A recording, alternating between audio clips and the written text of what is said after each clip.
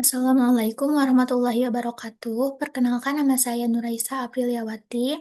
Di sini saya akan mempresentasikan materi tentang identifikasi dan pengukuran resiko. Di sini ada pendahuluan. Kalimat kuncinya adalah jika resiko tidak bisa diidentifikasi, maka resiko tidak bisa diukur. Jika resiko tidak bisa diukur, maka manajemen tidak bisa mengelola resiko dengan baik.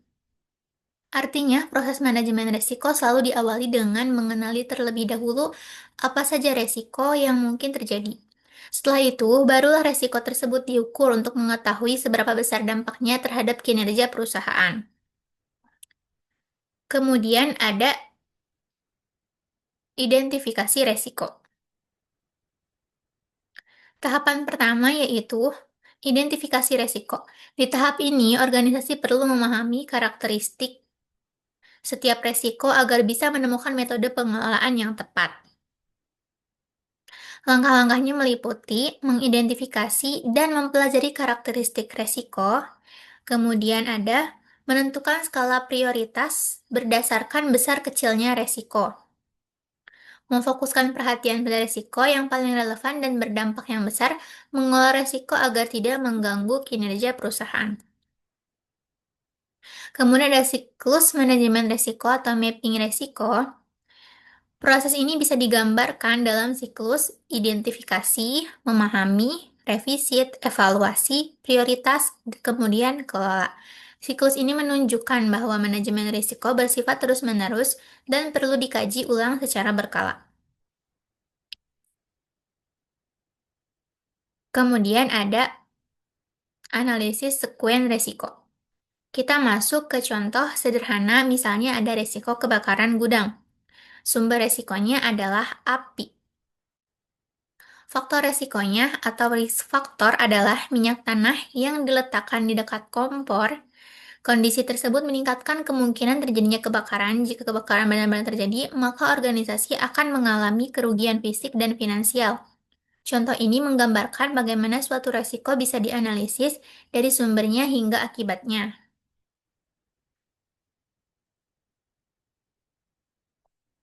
Kemudian ada proses analisis sekuen.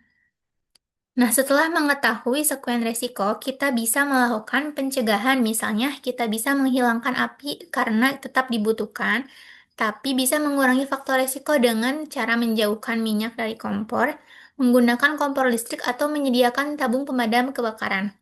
Tujuannya agar resiko bisa diminimalkan. Kemudian, mengidentifikasi sumber-sumber resiko. Sumber-sumber resiko bisa datang dari berbagai lingkungan seperti lingkungan fisik, seperti bangunan tua, banjir, gempa bumi, badai, sungai. Kemudian lingkungan sosial, seperti kerusuhan sosial, demonstrasi, konflik masyarakat, pemogokan pegawai, pencurian, perampokan. Kemudian ada lingkungan politik, seperti perubahan perundang-undangan, perubahan peraturan, konflik antar negara. Kemudian ada lingkungan legal, seperti gugatan karena gagal mematuhi peraturan.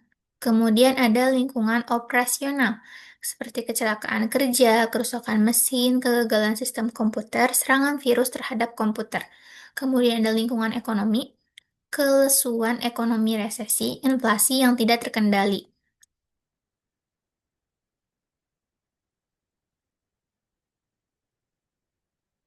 Kategori resiko berdasarkan pihak, yaitu konsumen. Keluhan atau tuntutan yang dapat merusak reputasi, kemudian supplier, keterlambatan pengiriman atau kesalahan spesifikasi, kemudian pesaing, inovasi atau strategi harga yang menurunkan penjualan, kemudian ada regulator, kegagalan memahami kebutuhan hukum.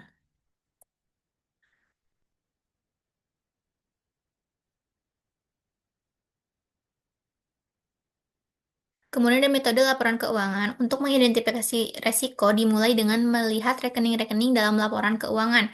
Kemudian dianalisis resiko-resiko apa saja yang mungkin muncul dari laporan keuangan tersebut. Contoh resiko, penyelewengan kas, gagal bayar hutang, meningkatnya suku bunga kredit, tagihan macet, depresiasi aset.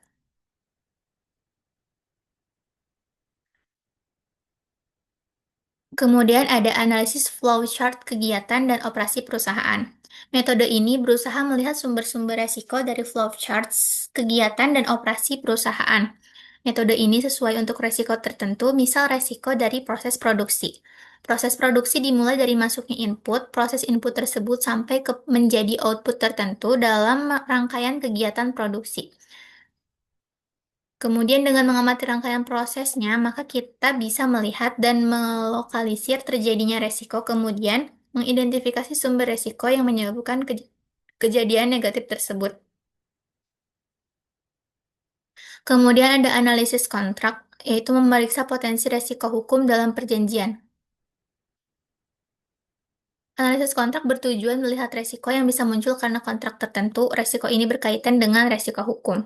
Spesifikasi kontrak yang tidak menyeluruh bisa menimbulkan celah yang bisa dimanfaatkan oleh pihak-pihak yang tidak bertanggung jawab. Oleh karena itu, dalam membuat kontrak sebaiknya ditulis dalam bahasa yang jelas dan menyeluruh untuk memaksimalkan resiko seperti resiko tuntutan hukum atau ganti rugi. Catatan statistik kerugian dan laporan keuangan perusahaan. Nah, jika perusahaan memiliki database yang baik, perusahaan bisa mencatat kerugian-kerugian yang dialami dan menetapkan standar normal tertentu untuk setiap kejadian. Ketidaknormalan bisa terjadi karena frekuensi yang terlalu sering atau nilai kerugian yang terlalu tinggi. Kemudian ada survei atau wawancara, berdiskusi langsung dengan manajer atau karyawan untuk menggali potensi resiko yang tidak tercatat. Dalam metode ini yang diperlukan untuk mengidentifikasi resiko adalah metodologi yang sistematis yang bisa memfasilitasi sesi diskusi. Ilustrasi, United Grain Growers, perusahaan yang bergerak di bidang pertanian di Kanada, melakukan interview antara manajer perusahaan dengan manajer resiko untuk mengidentifikasi resiko.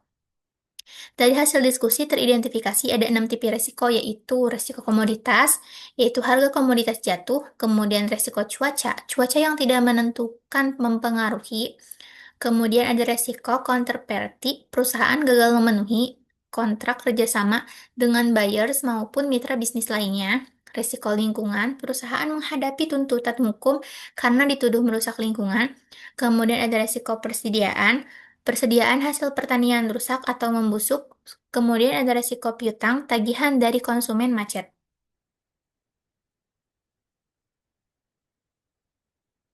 Kemudian ada pengukuran resiko setelah resiko diidentifikasi. Langkah berikutnya adalah pengukuran resiko.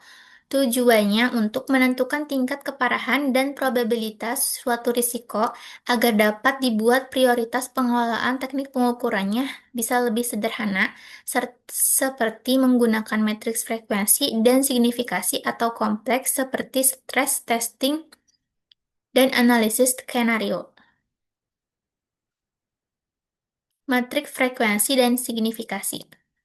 Metode sederhana yang sering digunakan yaitu matriks frekuensi dan signifikasi. Manajer resiko membuat standar untuk menilai seberapa sering resiko terjadi, frekuensi, seberapa besar dampaknya, signifikasi. Contohnya untuk kesalahan manusia dalam memproses transaksi.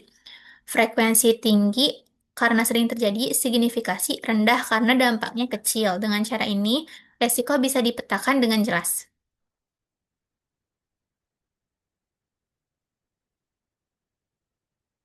Berikut adalah bagan meringkas hasil tersebut. Jadi ini rendah, tinggi. Signifikasi, frekuensi.